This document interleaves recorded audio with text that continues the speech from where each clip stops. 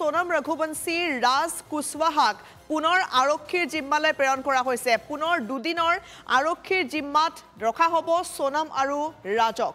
আনন্দ, বিশাল আৰু আকাশক ন্যায়িক জিম্মালৈ প্ৰেৰণ কৰা হৈছে। ইতিমধ্যে 14 দিনৰ ন্যায়িক জিম্মালৈ প্ৰেৰণ কৰা হৈছে তিনিওকে। এটা গুৰুত্বপূৰ্ণ খবৰ এই মুহূৰ্তত, মেঘালয়ত যি হত্যাকাণ্ড সংঘটিত হৈছিল, ৰাজা ৰঘুবংশীক হত্যা কৰা হৈছিল আৰু সেই ঘটনাক লৈ আৰক্ষী তদন্ত প্ৰক্ৰিয়া বৰ্তমান চলি আছে। বহু নতুন নতুন তথ্য আৰক্ষীয়ে লাভ কৰিছে আৰু সোধা পোছাও বৰ্তমান চলি আছে।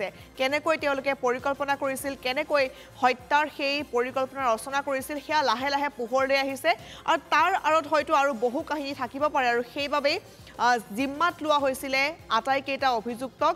আৰু পুনৰবাৰ আমি জনাইছোঁ এই মুহূৰ্তত সোনম ৰঘুবংশী আৰু ৰাজ কুশৱাহাক আৰক্ষীৰ জিম্মালৈ ইতিমধ্যে প্ৰেৰণ কৰা হৈছে আৰু তেওঁলোকক পুনৰ আৰক্ষীয়ে সোধা পোছা কৰিব।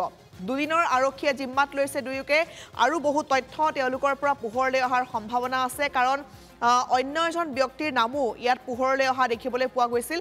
সেই ব্যক্তিজন বৰ্তমান পলাতক হৈ আছে। যিজন ব্যক্তিৰ জৰিয়তে যিগৰাকী সোনম ৰঘুবংশী, সোনমে ধনৰ লেনদেন কৰিছিল, সেই ব্যক্তিজন কিন্তু এতিয়াও পলাতক হৈ আছে। গতিকে সেই ব্যক্তিজনৰ বিষয়ে বা অন্য বিভিন্ন কাৰণত আৰক্ষীয়ে অনুসন্ধানৰ বাবে দুয়োকে সোধা পোছা কৰিব। পুনৰ দুদিনৰ আৰক্ষীৰ জিম্মাত পুনৰ লোৱা হৈছে। তাৰ সমান্তৰালকৈ আন তিনিটাকৈ হত্যাকাৰী আনন্দ, বিশাল আৰু আকাশক ন্যায়িক জিম্মালৈ ইতিমধ্যে প্ৰেৰণ কৰা হ'ল। 14 দিনৰ ন্যায়িক জিম্মালৈ প্ৰেৰণ কৰা হৈছে ইতিমধ্যে তিনিওকে।